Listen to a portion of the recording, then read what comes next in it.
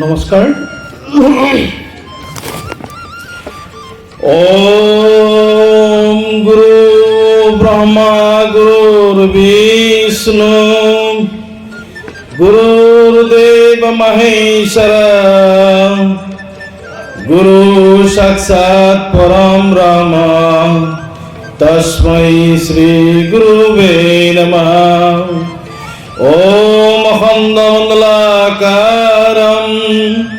ব্যক্তং येन সৰাসৰম তৎপদম দৰ্শিতম येन তস্मै শ্ৰী গুৰুবে নমঃ। পৰম শ্ৰদ্ধাৰ আজি ধৰ্মালোচনী সভাৰ সন্মানীয় সঞ্চালক মেধি ছাৰ, মোৰ শ্ৰদ্ধাৰ শিক্ষাগুৰু ঘনকান্ত ডেকা ছাৰ, এই অঞ্চলৰ বিশিষ্ট সমাজসেৱক বলিৰাম ডেকা ডাঙৰীয়া, অৱসৰপ্ৰাপ্ত শিক্ষক সন্মানীয় নবীন বেজবৰুৱা ডাঙৰীয়া আৰু আজি এই ধৰ্মালোচনী সভাৰ যথেষ্ট সাৰুৱা আৰু তত্ত্বগভীৰ তথা জ্ঞান গম্ভীৰ কথাৰে আপ্লুত কৰা হৰেণ ৰাভা ডাঙৰীয়া, তাৰ লগে লগে সকলোকে মই প্ৰণাম জনাইছোঁ। টংলা আঞ্চলিক ৰাস মহোৎসৱ উদযাপন সমিতিৰ সভাপতি সম্পাদক প্ৰমুখ্যে সদস্যসকল, সন্মানীয় উপদেষ্টাসকল আৰু মোৰ সন্মুখত আসন গ্ৰহণ কৰা সন্মানীয় ভক্তপ্ৰাণ ৰাইজ, মই প্ৰথমতে টংলা আঞ্চলিক ৰাস মহোৎসৱৰ উদযাপন সমিতিলৈ ধন্যবাদ জ্ঞাপন কৰিছোঁ। এইকাৰণেই যে মই বয়স আৰু জ্ঞানৰ ফালৰ পৰা কনিষ্ঠ হোৱাৰ পিছতো আপোনালোকে মাতি আনি মোক এক সন্মান প্ৰদৰ্শন কৰিছে আৰু এই টংলা আঞ্চলিক ৰাস মহোৎসৱৰ আজি ৰূপালী জয়ন্তী বৰ্ষত আপোনালোকৰ যি ঐকান্তিক চেষ্টা আৰু ত্যাগ, যাৰ জৰিয়তে এই অঞ্চলৰ বিভিন্ন জাতি জনগোষ্ঠী ভাষা নিৰ্বিশেষে এক সমন্বয় হিচাপে এই অনুষ্ঠান যোৱা 25টা বছৰ ধৰি আগবাঢ়ি আহিছে আৰু সমন্বয়ৰ এক পৰিচয় হিচাপে আপোনালোকে দাঙি ধৰিছে। মই আপোনালোকৰ এই অনুষ্ঠানৰ উদ্যোক্তাসকলক ধন্যবাদ জ্ঞাপন কৰিছোঁ আৰু আজিৰ এই ধৰ্মালোচনী সভাৰ কিছু সময় আগতে সন্মানীয় হৰেণ ৰাভা ডাঙৰীয়াই এই ৰাসটো কিয় হ'ল, কাক লৈ ৰাসৰ সৃষ্টি হৈছে, আত্মা আৰু পৰমাত্মাৰ মিলন আৰু এই যে আমাৰ মনত থকা অপাৰ্থিব শক্তিৰ ওপৰত অহংকাৰ ভাৱ, এই সমস্ত বিষয়ে বৰ সাৱলীল আৰু সুন্দৰভাৱে কৈ গৈছে। ৰাস সম্বন্ধিত বিষয়খিনি ইয়াৰ পিছত আৰু বহুত ক'বলগীয়া নাই বুলি মই ভাবোঁ। তথাপিতো তেওঁ এই গোটেই কথাখিনিৰ লগত মই মাত্ৰ দুটা কথাই সংযোজন কৰিম। ৰাসৰ কিয় কেনেকৈ অনুষ্ঠিত হ'ল, কিয় অনুষ্ঠিত কৰিব লগা হ'ল, এই সম্বন্ধীয় গোটেই বিষয়খিনি ইমান সুন্দৰভাৱে কৈছে, ইমান মনোমোহা আৰু সাৱলীলভাৱে কৈছে, গতিকে আমাৰ বোধ শক্তিৰে তাৰ দিশত বৰ্ণনা তাৰ পিছত আৰু বহুত ক'বলগীয়া থকা বুলি মই ভবা নাই। ইমান সুন্দৰভাৱে তেখেতে সমস্ত কীৰ্তন, নামঘোষা, ভাগৱত শাস্ত্ৰৰ উদ্ধৃতি দি বুলি তেওঁ কৈছে। তেখেতক নমস্কাৰ জনাইছোঁ। যি নহওক, এই ৰাসৰ উৎপত্তি সম্বন্ধীয় কথাখিনি আমি পুনৰ তেখেতৰ কথাখিনিকে কিছু ৰিপিট হয়তো কৰিবলগীয়া হ'ব পাৰে। যে ত্ৰেতা যুগৰ শেষত পৃথিৱী অৰ্থাৎ এই ধৰিত্ৰী, গুৰ বা ধৰিত্ৰীয়ে তিনিখন ঠেং, তিনিখন ভৰি, অৰ্ধলেঙা অৰ্থাৎ শক্তিবিহীন হৈ পৰাত তেখেতে এদিন ব্ৰহ্মাৰ ওচৰলৈ গ'ল আৰু ব্ৰহ্মাৰ ওচৰত গৈ ক'লে যে হে ব্ৰহ্মাদেউ, এই পৃথিৱীত বিভিন্ন দুৰ্নীতি, বিভিন্ন অভ্ৰষ্টাচাৰ, বিভিন্ন অনৈতিক কথাৰে ভৰি পৰিছে। কৈছে হে ব্ৰহ্মাদেউ, মই হিমালয়ৰ পাহাৰৰ নিচিনা ওজনকো ভাৰ বহন কৰিব পাৰোঁ, কিন্তু এই পৃথিৱীত চলি থকা অন্যায়, দুৰ্নীতি, ভ্ৰষ্টাচাৰ আৰু মই সহ্য কৰিব নোৱাৰিম। যে ইয়াৰ পৰিত্ৰাণ পাবৰ কাৰণে মোক উপায় দিয়ক। তেতিয়া ব্ৰহ্মাদেৱ গুৰু বা পৃথিৱীক ক'বলৈ ধৰিলে যে হেৰা পৃথিৱী, যে স্বয়ং পৰমাত্মা পৰমেশ্বৰ বিষ্ণুৰ দ্বাৰাহে জীৱৰ সৃষ্টি হয়। আমি কেৱল সৃষ্টিখিনিক আগুৱাইহে লৈ যাওঁ। গতিকে এই প্ৰশ্নৰ উত্তৰ কেৱল চেতনদী সাগৰত থকা সেই মহাপ্ৰভু বিষ্ণুৰ ওচৰতহে আছে। আৰু এনেদৰে কি কৰিলে, সেই চেতনদী সাগৰৰ ওচৰলৈ সমস্ত দেৱতা, শিৱ সহিতে সমস্ত দেৱতা আহি সেই মহাবিষ্ণুক আৰাধনা কৰিবলৈ ধৰিলে। আৰু সেই দেৱতাসকলৰ লগতে গুৰ বা ধৰিত্ৰীও আৰাধনা কৰিবলৈ ধৰিলে। আৰু সেই মহাবিষ্ণুৰ অৱতাৰৰ তেখেতৰ প্ৰসংগযোগ্য বন্দনা এনেধৰণৰ আছিল। শান্তাকাৰম ভুজগশয়নম পদ্মনাভম সুৰেশম বিশ্বাধাৰম গগনসদৃশম মেঘবৰ্ণম শুভাঙ্গম লক্ষ্মীকান্তম কমলনয়নম যোগীৰ্ভিধ্যানম বন্দে বিষ্ণু ভবভয়হৰং সৰ্বলোকৈক নায়কনাথম। আৰু এই ধৰণৰ যেতিয়া স্তুতি আৰম্ভ কৰা হ'ল আৰু এই স্তুতিৰ জৰিয়তে মহাবিষ্ণুৰ গুণানুকীৰ্তন কৰা হৈছে। আৰু এই স্তুতিয়ে কৈছে, হে মহাপ্ৰভু বিষ্ণু, তুমি ভূজগ শয়নম, তুমিতো সৰ্পৰ ওপৰত তুমি শয়ন কৰা। শান্তাকাৰম, শান্ত প্ৰকৃতিৰ হোৱা তুমি সাপৰ ওপৰত, সাপৰ ফেনা মেলি থকা সেই নাক চেচৰ ওপৰতেই তুমি আৰোহণ কৰা, তুমি শয়ন কৰা। পদ্মনাভম, তোমাৰ নাভিৰ পৰা পদুমৰ সৃষ্টি হৈছে আৰু সেই পদুমৰ ওপৰতেই ব্ৰহ্মাৰ আৱাস হয় আৰু সেই ব্ৰহ্মাই গোটেই জীৱ জগত, জীৱ চৰাচৰৰ সৃষ্টি কৰে। লক্ষ্মীকান্তম, তুমি লক্ষ্মীৰ প্ৰিয়া হয়, তুমি লক্ষ্মীৰ প্ৰিয় হয়।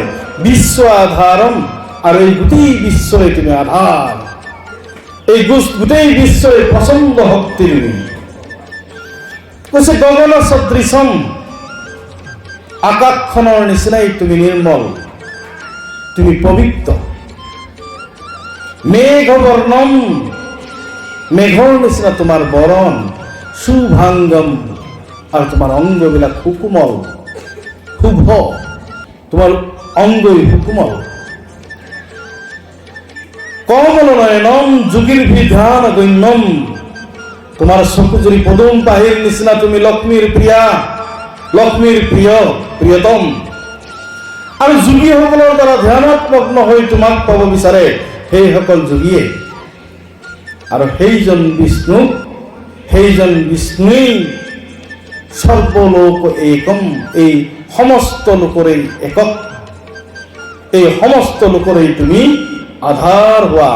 আৰু সেইগৰাকী বিষ্ণুক আমি তপস্যা কৰিছোঁ বা বন্দনা কৰিছোঁ।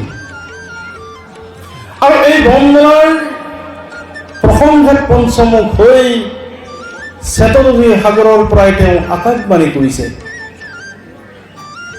আৰু এই শ্বেতদধি সাগৰত দেৱতাসকলৰ অগম্য আছিল, তেওঁলোক যাব নোৱাৰে। আৰু এই যে তেওঁ আকাশবাণী কৰিলে, সেই আকাশবাণী কেৱল ব্ৰহ্মাৰ দ্বাৰাহে শ্ৰুত হৈছিল। আৰু এই আকাশবাণীত কি আছিল? সেই আকাশবাণীত কৈছিল, হে ব্ৰহ্মদেৱ, তুমি গুৰু বা ধৰিত্ৰীক কোৱা যে ইয়াৰ পিছতেই, কিছুদিনৰ পিছতেই স্বয়ং ভগৱান পূৰ্ণ অৱতাৰ শ্ৰীকৃষ্ণই ভাৰতবৰ্ষত গোকুলত তেওঁ নিজেই জন্মগ্ৰহণ কৰিব। আৰু সেই অন্যায় ভ্ৰষ্টাচাৰ অনীতিৰ ভাৰ বোজা বব নোৱাৰা সেই পৃথিৱীক স্বয়ং ভগৱান শ্ৰীকৃষ্ণই নিজেই ৰক্ষণাবেক্ষণ দিব। আৰু ইতিমধ্যেই সেই পৰমেশ্বৰ পৰমপিতা মহাবিষ্ণুৰ পাৰিষদবৰ্গ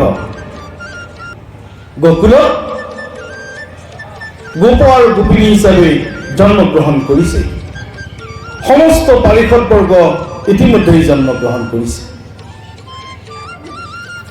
আৰু এই ধৰণৰ আকাশবাণী শুনাৰ পিছত ব্ৰহ্মাদেৱে সেই সমস্ত দেৱতাসকলক আৰু পৃথিৱীক গৌৰূপা পৃথিৱীক সান্তনা পাৰি দিলে যে হে পৃথিৱী, তুমি আৰু চিন্তা কৰিব নালাগে, তোমাৰ ৰক্ষণাবেক্ষণৰ কাৰণে এইবাৰ নিজেই পূৰ্ণ অৱতাৰ শ্ৰীকৃষ্ণ জন্ম হ'ব পৃথিৱীত। আৰু তেওঁই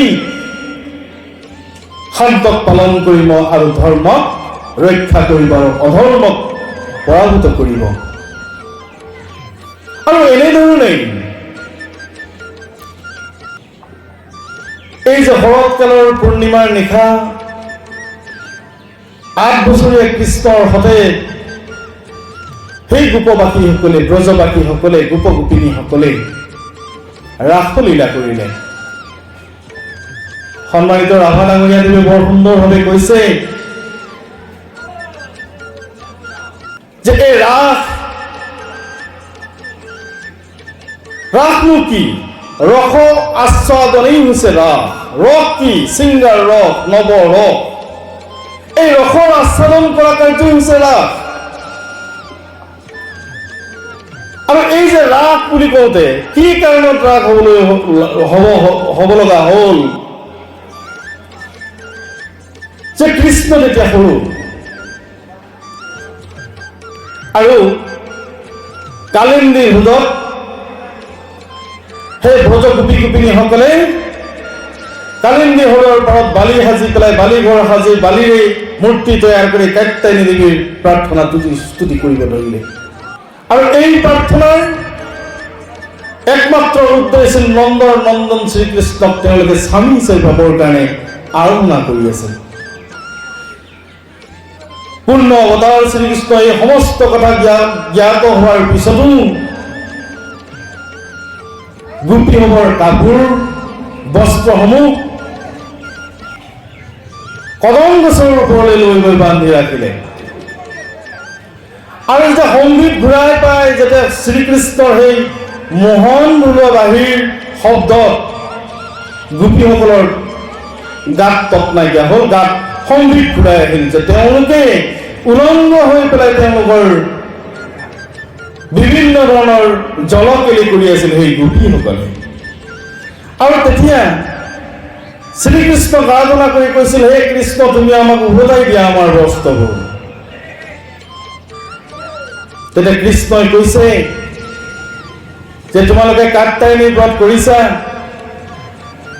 আৰু উলংগ হৈ তোমালোকে আৰাধনা কৰিবলৈ লৈছা, ইয়াত তোমালোকৰ পাপমতী স্বভাৱ এটাৰ সৃষ্টি হৈছে। আৰু এই পাপ ভাৱ জয় কৰিবৰ কাৰণে তোমালোকে কি কৰা যে হাত ওপৰলৈ কৰি নমস্কাৰ জনোৱা আৰু তেতিয়া সমস্ত লাজ আৰু লজ্জা অৱকাশ লাজ আৰু লজ্জা ত্যাগ কৰি সেই গোপীসকলে জুনুদেশ আচ্ছাদন কৰি ওপৰলৈ শ্ৰীকৃষ্ণক সেৱা জনাই তেওঁক প্ৰাৰ্থনা জনালে আৰু তেওঁলোকৰ মনৰ কামনা পূৰ্ণ কৰিবলৈ তেওঁলোকক কোৱা হৈছিল যে অহা বুলি এই শৰৎ চন্দ্ৰৰ পূৰ্ণিমা তোমালোকৰ হ'লে মই ক্ৰিয়া কৰিম ৰাসত ক্ৰিয়া কৰিম আৰু এনেকৈ এক বছৰ সময় অধীৰ অপেক্ষাৰে বাট চাই উঠাৰ পিছত সেই গোপীসকলে আহি শৰৎকালৰ সেই দিনটোত শৰৎকালৰ সেই পূৰ্ণিমাৰ দিনটোত তেওঁলোকৰ দ্বাৰা ৰাসকেলি কৰা হ'ল আমি সাধাৰণ মানুহে অজ্ঞানতাৰ বলত এই সাধাৰণ কথাখিনি এই অসাধাৰণ কথাখিনিক আমি অশ্লীল ভাৱেৰে বিমূৰ্ত হওঁ ইয়াত যেন চিংগাৰ ৰসেৰে ভৰ্তি হৈ যেন মানৱ সমাজক লজ্জিত কৰা এটা বিষয় আমি কৃষ্ণৰ চৰিত্ৰ কৃষ্ণৰ নষ্ট চৰিত্ৰ ভাৱ প্ৰকাশ কৰোঁ আৰু এই ৰাসৰ এই কেলি ৰাসৰ এই ক্ৰিয়াসমূহৰ চিংগাৰ ৰস প্ৰধান বুলি আমি অভিহিত কৰোঁ ই একেবাৰেই নহয় একেবাৰেই মিছা এক লৌকিক ভাৱৰ এক পৰমাত্মাৰ মিলনক আগুৱাই নিবৰ কাৰণে এই ৰাসকেলি কৰা হৈছে আৰু এই লৌকিক ভাৱক ভগৱত প্ৰেমলৈ পৰ্যবেক্ষিত হৈছে ইয়াক কামজয় বুলি কোৱা হৈছে কামনাৰ জয়তে কামজয় বুলি কোৱা হৈছে আৰু এই স্বয়ং পৰমাত্মা পৰমেশ্বৰ মহাবিষ্ণুই সেই কেতাযুগৰ শেষতে কৈছিল যে ইতিমধ্যে দেৱ পাৰিষদসকল দেৱ কন্যাসকল স্নিগ্ধা নিত্য সিদ্ধা সেই দেৱকন্যাসকল ইতিমধ্যে গোপিনী হিচাপে তেওঁলোকে জন্মগ্ৰহণ কৰিছে আৰু এই যে আত্মা আৰু পৰমাত্মাৰ মিলনৰ কাৰণে অকমান আগতে তেখেতে কৈছে যে যিসকল বিবাহিতা নাৰী যিসকলৰ ল'ৰা ছোৱালী আছে যিসকলৰ সংসাৰিক ভাৱ আছে সংসাৰ আছে আৰু কৃষ্ণৰ সেই বাহিৰ শব্দ শুনি তেওঁলোকৰ নিজৰ স্বামী নিজৰ সন্তান নিজৰ কামন নিজৰ বিভিন্ন ধৰণৰ সাংসাৰিক পাৰ্থিৱ বস্তু এৰি যমুনাৰ বালিচৰলৈ ঢাপলি মেলিছে উদ্বাউল হৈছে কৃষ্ণক লগ পোৱাৰ আশাৰে ইয়ে আমাৰ হিন্দী ফিল্মত দেখুওৱা এগৰাকী প্ৰেমে এগৰাকী প্ৰেয়সীক লগত লৈ প্ৰেমিকাগৰাকীয়ে সাগৰৰ পাৰত নৃত্য গীত কৰাৰ নিচিনা সেই পৰিৱেশ নহয় আমাৰ চিনেমা উপন্যাস নাটক গল্প ইত্যাদিবিলাকত যেনেকৈ এগৰাকী প্ৰেমিকাক এগৰাকী প্ৰেমিকৰ সৈতে সহমিলন দেখুৱাই নাটক ৰচনা কৰা হৈছে উপন্যাস ৰচনা কৰা হৈছে কৃষ্ণৰ সৈতে মিলন হোৱা সেই গোপিনীসকলৰ এই ৰাসকেলি তেনেকুৱা ধৰণৰ প্ৰেম কেতিয়াও নহয় ই এক স্বৰ্গীয় লাস্যময়ী আৰু ই এক ভগৱত প্ৰেম আৰু এই প্ৰেমক এই স্বতঃসিদ্ধ ভগৱত প্ৰেমক পাবৰ কাৰণেই ব্ৰজ গোপিনীসকলে নিজৰ সতী সন্তান কোলাৰ পৰা এৰুৱাই থৈ কিছুমান বিবাহিত মহিলাই যে কেঁচুৱাটোক গাখীৰ খুৱাই আছিল কিছুমানে বিভিন্ন সাংসাৰিক কৰ্মত ব্যস্ত হৈ আছিল তাৰ পিছতো কিন্তু সেই শিশু কৃষ্ণৰ সেই বংশীৰ নিনাদত আপ্লুত আৰু উদ্বল হৈ সেই যমুনাৰ বালিচৰত আহি তেওঁলোকে কৃষ্ণৰ মিলন সাধ্য হ'বলৈ সক্ষম হৈছিল ইয়াত মানৱীয় প্ৰেমৰ কথাটো অহা নাই ইয়াত সাধাৰণ প্ৰেমৰ কথাটো অহা নাই আমি সাধাৰণতে যি ভাল পোৱা প্ৰেম ইত্যাদি কথা বুজো সেই প্ৰেমৰ কথা কোৱা হোৱা নাই ই হৈছে জন্ম জন্মান্তৰৰ পৰা আৰোহণ কৰি অহা এক যুগান্তৰ প্ৰেম যাক আমি ভগৱত প্ৰেম বুলি কোৱা হৈছে পূৰ্ণ অৱতাৰ শ্ৰীকৃষ্ণৰ মহিমা শ্ৰীকৃষ্ণৰ সেই প্ৰেম পাবৰ কাৰণে যি সেই সিদ্ধা দেৱকন্যাবিলাক আছিল বিষ্ণুৰ পাৰিষদবোৰ ইতিমধ্যে জন্ম হৈছিল আৰু সেইসকলে কৃষ্ণক পাবৰ কাৰণে, সেই পৰমাত্মাক পাবৰ কাৰণে যে আত্মাৰ মিলন, সেই বস্তুখিনি প্ৰকট কৰি দেখুওৱা হৈছে। আমি সাধাৰণতে কি বুলি ভাবোঁ যে ছিংগাৰ ৰস প্ৰধান এই ৰাস কেলি প্ৰেমিক প্ৰেমিকাৰ ৰূপত আমি কিছু কথা ভাবিবলৈ যাওঁ। সেয়া আমাৰ অজ্ঞানতা, সেয়া আমাৰ অজ্ঞানতা। সমগ্ৰ বিশ্বৰ ভিতৰত এই ভাৰতবৰ্ষ যি দৰ্শন আৰু সংস্কৃতি আছে, আজি সমগ্ৰ বিশ্বই এই ভাৰতবৰ্ষৰ সংস্কৃতি আৰু দৰ্শনৰ পিনে দৃষ্টি নিক্ষেপ কৰিছে। আজি কৃষ্ণৰ বাণী, কৃষ্ণৰ তত্ত্ব, কৃষ্ণৰ বিভিন্ন ধৰণৰ বিষয় উন্নত দেশসমূহে চৰ্চাৰ বিষয় কৰি লৈছে, গৱেষণাৰ বিষয় কৰি লৈছে। গীতা শাস্ত্ৰখনক বিভিন্ন দেশে এতিয়া স্কুলীয়া মাধ্যমৰ এক পাঠ্যক্ৰম কৰি ল'বলৈ আৰম্ভ কৰিছে। আৰু সেইগৰাকী কৃষ্ণ বিশ্বৰ আধাৰ বুলি অকমান আগতে কৈছো। ৩৩ কোটি দেৱতাৰ দ্বাৰা সেই কৃষ্ণক আৰাধনা কৰা হৈছিল। আৰু কৃষ্ণগৰাকীক কৈছে যে বিষ্ণু বিশ্ব আধাৰম, বিশ্বৰ তুমি আধাৰ। আৰু সেইগৰাকী বিশ্বৰ আধাৰক আজিৰ ২১ শতিকাত পৃথিৱীৰ বিভিন্ন ধৰণৰ উন্নত দেশসমূহে সেই কৃষ্ণ চৰিত্ৰটোক গৱেষণা কৰিবলৈ লৈছে। আৰু সেই কৃষ্ণৰ বিভিন্ন সময়ত অকমান আগতে ৰাধাদেৱে কৈছে কৃষ্ণৰ ৩টা ৰূপ, আদ্য, মধ্য আৰু শেষান্ত। শিশুকাল আৰু শিশুকালৰ যি চমৎকাৰ মহিমা, সেই শিশুকালৰ চমৎকাৰ মহিমাবিলাকে যি কৃষ্ণক বিচাৰি কংসই বিভিন্ন ধৰণৰ পাপ কৰ্মত প্ৰবৃত্ত হ'বলগীয়া হৈছিল, যি কৃষ্ণক মাৰিবৰ কাৰণে বিভিন্ন অসুৰৰ সৃষ্টি কৰিবলগীয়া হৈছে। ইয়াৰ জৰিয়তে কৃষ্ণ ভাৱনাময় যি অমৃত কথা, সেই অমৃত কথাৰ জৰিয়তে এটা কথাই আমি জানিব পাৰো যে শান্তক পালন আৰু দুষ্টক দমন। গীতাত কৈছে কৃষ্ণ যদা যদা হি ধৰ্মস্য গ্লানিৰ্ভৱতি ভৱতি ভাৰত, যেতিয়াই যেতিয়াই হে ভাৰত, হে অৰ্জুন, যেতিয়াই যেতিয়াই এই ভাৰত ভূমিত ধৰ্মৰ গ্লানি হ'ব তেতিয়াই মই অভ্যুত্থান হ'ম আৰু মই ধৰ্মক স্থাপন কৰি আৰু অধৰ্মক বিনাশ কৰিম, কৃষ্ণই কৈছে। আৰু সেইগৰাকী কৃষ্ণৰ চৰিত্ৰ, সেইগৰাকী কৃষ্ণৰ ন্যয়নাত্মক দিশ কিছু সংখ্যক ভক্তই বা কিছু সংখ্যক মানুহে এই ৰাসকেলি বা ছিংগাৰ ৰসক উপযুক্ত কৰি লয়। গতিকে লৌকিক প্ৰেমক এক ভগৱত প্ৰেমলৈ নিয়া যি কাৰ্য, সেই হৈছে ৰাস। ৰসৰ অস্ত্ৰই হৈছে ৰাস। আৰু কৃষ্ণৰ ওচৰলৈ, সেই ৮ বছৰীয়া কৃষ্ণৰ ওচৰলৈ বিবাহিতা মহিলা বা স্বামী সম্বলিত, স্বামী থকা মহিলাসকলেও সেই কৃষ্ণগৰাকীৰ ওচৰলৈ ঢাপলি মেলি গৈছিল। কীৰ্তনত কৈছে গুৰুজনাই, কতজনী যায় দধি মাখনকো এৰি, আখলতে থাকিল দুধজনো হৈতে পৰি। কতজনীয়ে দধি মাখন সেইবিলাক কাম কৰি আছিল, তাতে সেইবিলাক এৰি থৈ কৃষ্ণৰ ওচৰ পাইছিল।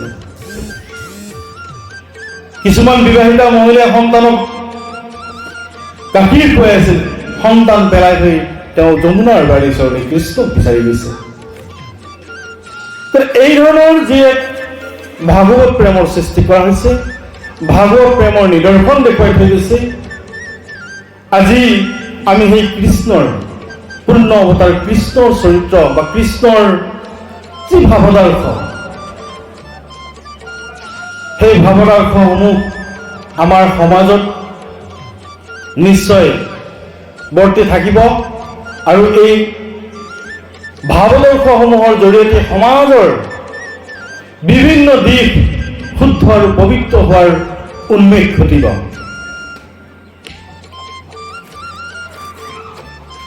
পদ্মপুৰাণত কৈছে যে গোপাস্তু শ্ৰুতায়া জ্ঞেয়া ঋষিজা গোপকন্যাকঃ দেৱকন্যাস্য ৰাজেন্দ্ৰ ন মান সকদাসীন। এই যে শৰতৰ ৰাতি যমুনাৰ বালিচৰত যিসকল গোপগোপিনীয়ে কৃষ্ণক আগুৰি লৈ যি লীলা খেলা কৰিলে, যি কেলি কৰিলে, যি জলকেলি কৰিলে, যি ৰাসকেলি কৰিলে, সেইসকল সাধাৰণ মানৱী নহয় বুলি কোৱা হৈছে। সেইসকল দেৱতাসকলৰ অভিষ্ঠাত্ৰী, দেৱতাসকলৰ কন্যা, দণ্ডকা অৰণ্যবাসী ঋষিসকল। ত্ৰেতা যুগত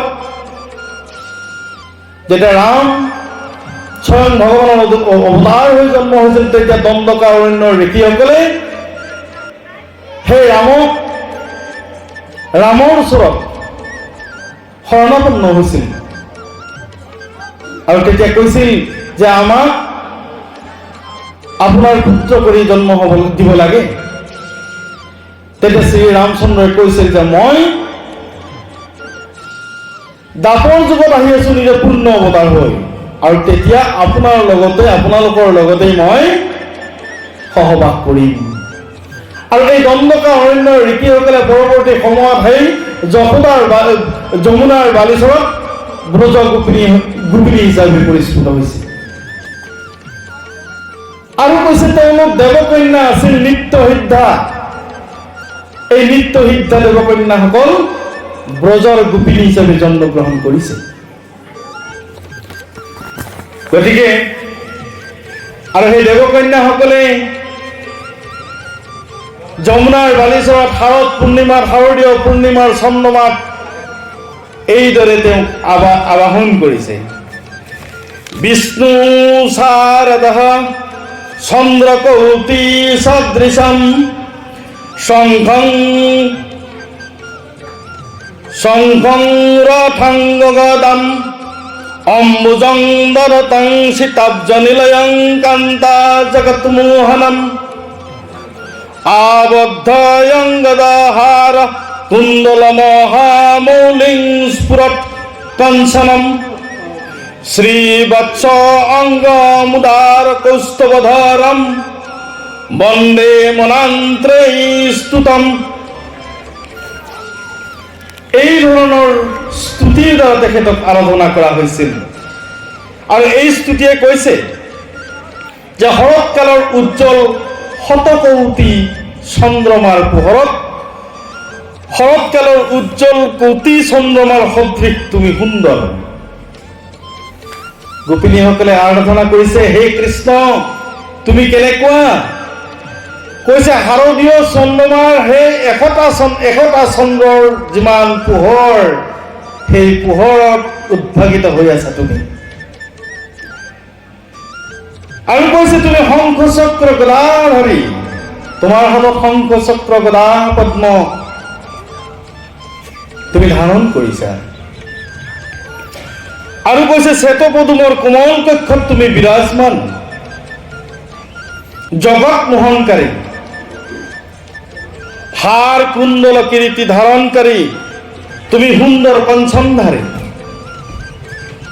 শ্ৰীবৎস অঙ্কিত ব্ৰহ্ম কৌস্তভ মণি ধাৰণকাৰী তুমি, মুনি দেৱ দেৱীগণৰ দ্বাৰা স্তুত হোৱা তুমি মহাবিষ্ণুৰ পূৰ্ণ অৱতাৰ শ্ৰীকৃষ্ণ।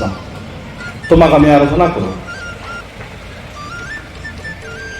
এই ধৰণৰ স্তুতিৰে গোপিনীসকলে সেই শাৰদ পূৰ্ণিমাত যমুনাৰ বালিচৰত সেই ৰাস কেলি কৰা হৈছিল, যি এক ভাগৱত প্ৰেমৰ নিদৰ্শন বুলি ক'ব পাৰি। যা নহওক এই ৰাসৰ সম্বন্ধিত এই ধৰণৰ কথাখিনি বৰ সুন্দৰভাৱে আমাৰ সন্মানীয় ৰাভা ডাঙৰীয়াই বৰ্ণনা কৰিছে। মই মাত্ৰ এই দুটা কথাই মাত্ৰ সংযোজন কৰিছোঁ। তাৰ লগতে মাত্ৰ এটা কথা আৰু সংযোজন কৰিম। আমি বাস্তৱ জীৱনৰ লগত কিছু কথা চাওঁ যে এই শৰৎকালৰ পূৰ্ণিমাটোনো কিয় বিশেষ, কি কাৰণত বিশেষকৈ শৰৎকালৰ পূৰ্ণিমাটো? জ্যোতিষীয় দৃষ্টিত এই পূৰ্ণিমাটোৰ বিশেষত্ব কি? এই পূৰ্ণিমাৰ জৰিয়তে সমাজৰ কি হয়, ব্যক্তিৰ কি হয়, সৰু সৰু ল'ৰা ছোৱালীৰ কি হয়, পাৰিৱেশিক কাৰণত বিবাহ উপযোগী পাত্ৰ পাত্ৰীসকলৰ কাৰণে কি হয়, কি কৈছে শাস্ত্ৰই?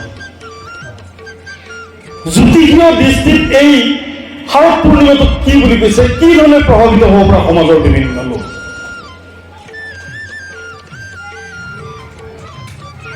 এই শৰৎকালৰ পূৰ্ণিমা চন্দ্ৰটোক জাগ্ৰত আৰু পূৰ্ণ চন্দ্ৰমা বুলি কোৱা হয়। চন্দ্ৰ 7টা অৱস্থাত থাকে বুলি কৈছে। সুপ্ত, লুপ্ত, জাগ্ৰত, নিদ্ৰাগত, এই ধৰণৰ 7টা ৰূপত চন্দ্ৰগ্ৰহ থাকে। আৰু এই যে শৰৎকালৰ যিটো পূৰ্ণিমা, ই পূৰ্ণ চন্দ্ৰ বুলি কৈছে। আৰু এই চন্দ্ৰটোৰ কাৰণেই বৈকুণ্ঠ পূৰ্ণিমা বুলি এই পূৰ্ণিমাটোক কোৱা হয়। এইকাৰণেই বৈকুণ্ঠ পূৰ্ণিমা বুলি কোৱা হয় যে স্বয়ং শ্ৰীকৃষ্ণৰ আৱিৰ্ভাৱ হয় আৰু স্বয়ং শ্ৰীকৃষ্ণই এই পূৰ্ণ চন্দ্ৰমাৰ নিৰ্মল স্ফটিকৰ পোহৰত তেওঁৰ গুণানী কীৰ্তন কৰা হয়। আৰু এই পূৰ্ণ চন্দ্ৰমাৰ সময়ত মানুহৰ কি হ'ব পাৰে, ল'ৰা ছোৱালীবিলাকৰ, ছাত্ৰ ছাত্ৰীসকলৰ কি হ'ব পাৰে, বা মানৱ জাতিৰ কি হ'ব পাৰে, যে চন্দ্ৰৰ কামটো কি? গ্ৰহ সম্বন্ধীয় অকণমান কথা কৈছো যে চন্দ্ৰ হৈছে মনৰ গ্ৰহ। মানসিক শক্তিক বৃদ্ধি কৰা গ্ৰহটোৱে হৈছে চন্দ্ৰগ্ৰহ। চন্দ্ৰগ্ৰহে কি কৰে যে মানুহৰ ভিতৰত থকা প্ৰতিভাসমূহক সৃষ্টি কৰায়। আৰু এই চন্দ্ৰগ্ৰহ এই শাৰদ পূৰ্ণিমাত যেনেকৈ পূৰ্ণাংগ হয়, আৰু এই পূৰ্ণাংগ চন্দ্ৰমাটোক গজকেশৰী যুগ বুলি কোৱা হয়। গজকেশৰী যুগ। আৰু এই গজকেশৰী যুগত সমাজৰ প্ৰতিটো জীৱৰ ক্ষেত্ৰত ই প্ৰভাৱিত হয়। চন্দ্ৰগ্ৰহৰ দৃষ্টি হৈছে মানুহৰ সুখ, দুখ, হৰ্ষ, বিষাদ ইত্যাদিবিলাক যি মানুহে অনুভৱ কৰাৰ যি শক্তি, এই শক্তিবিলাক চন্দ্ৰগ্ৰহৰ পৰা পোৱা হয়।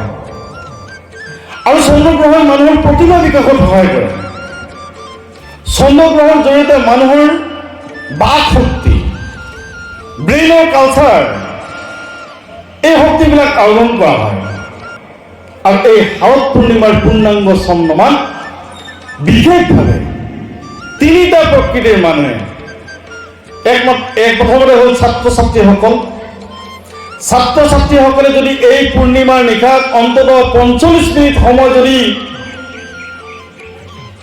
এই পূৰ্ণ চন্দ্ৰমাৰ দৃষ্টি দিয়া হয়, চাই থকা হয় 45 মিনিট সময়, পূৰ্ণিমাৰ নিশা যদি অকলশৰে এই চন্দ্ৰমালৈকে যদি দৃষ্টি নিক্ষেপ কৰা হয় 45 মিনিট সময়, তেতিয়াহ'লে আমাৰ যি ব্ৰেইন, আমাৰ যি মগজুৰ যিবিলাক চেল আছে, সেই চেলসমূহ 4 অংকত প্ৰভাৱিত হয়, 4 অংকত বৃদ্ধি হয়। 4টাৰ পৰা 16টা, 16টাৰ পৰা 32টা, 32টাৰ পৰা 64টা, এই ধৰণে বিকাশ হয় বুলি জ্যোতিষশাস্ত্ৰত কয়। আৰু সেইকাৰণে এই শাৰদ পূৰ্ণিমাৰ নিশা ছাত্ৰ ছাত্ৰীসকলে ধ্যান কৰিব লাগে চন্দ্ৰৰ ফালে চাই, যাক মেডিটেশ্যনৰ বাবে মেডিটেশ্যন কৰা বুলি কোৱা হৈছে আজিৰ তাৰিখত। আৰু সেই মেডিটেশ্যন কি কৰিব লাগে? চন্দ্ৰৰ পোহৰত 45 মিনিট সময় ছাত্ৰ ছাত্ৰীসকলে মেডিটেশ্যন কৰিব লাগে।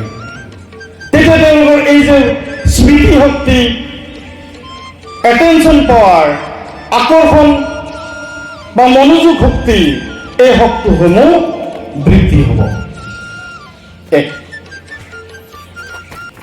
দ্বিতীয় হৈছে বিবাহ উপযোগী পাত্ৰ পাত্ৰীসকলে এই পূৰ্ণিমাৰ, শাৰদ পূৰ্ণিমাৰ দিনাখন তেওঁলোকে বিষ্ণু উপাসনা কৰিব লাগে।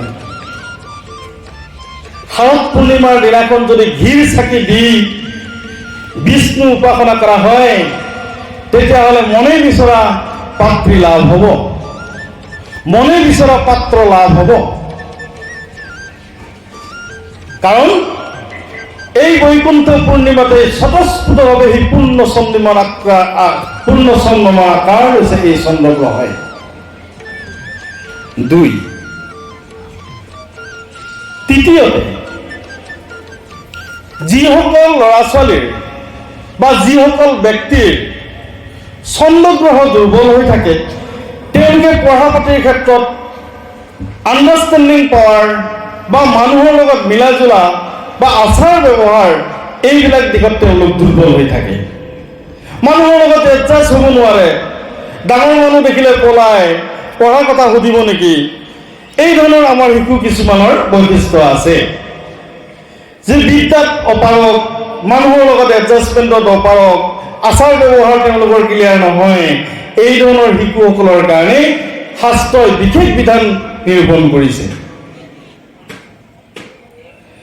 যে এই পূৰ্ণ চন্দ্ৰমাৰ নিশা পায়স, ক্ষীৰ বুলি কোৱা হয়, ক্ষীৰ ভাত, দধি ভাত, পায়স ভাত তেওঁলোকে বিষ্ণুৰ কাৰণে উৎসৰ্গা কৰিব লাগে।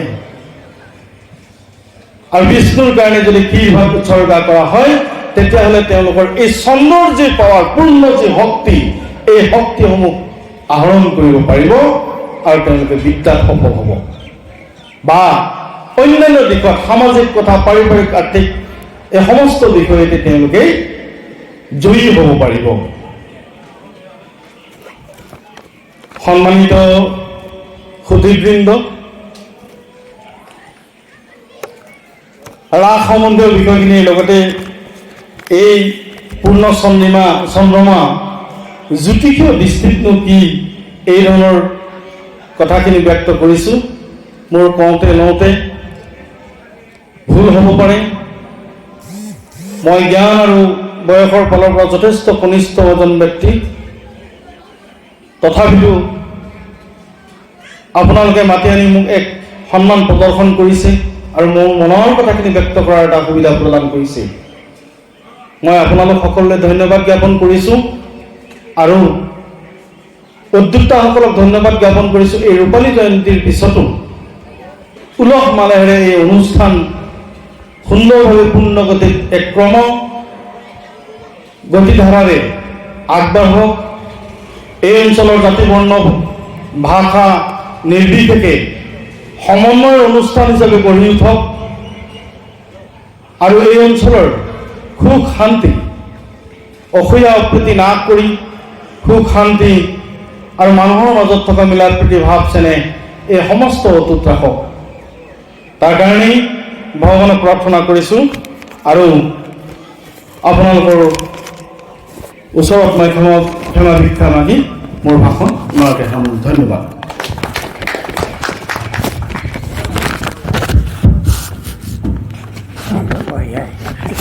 ধন্যবাদ। আমাৰ এটা তত্ত্বপূৰ্ণ ভাষণ আমি কৰিবলৈ ভাগ্যত ঘটিল। জ্যোতিষৰ দৃষ্টিৰেও এই ভাৰতৰ মাহাত্ম্য কি ধৰণৰ এই কথাটো বিশ্লেষণ কৰি দেখুৱালে আৰু আধ্যাত্মিক দিশৰ ফালৰ পৰাও আমাৰ ৰাসৰ যি তাৎপৰ্য সেই কথাখিনিও তেখেতৰ ভাষণত স্পষ্টৰূপে প্ৰকাশ পাইছে। গতিকে তেখেতক আমি আমাৰ ফালৰ পৰা ধন্যবাদ জনালোঁ।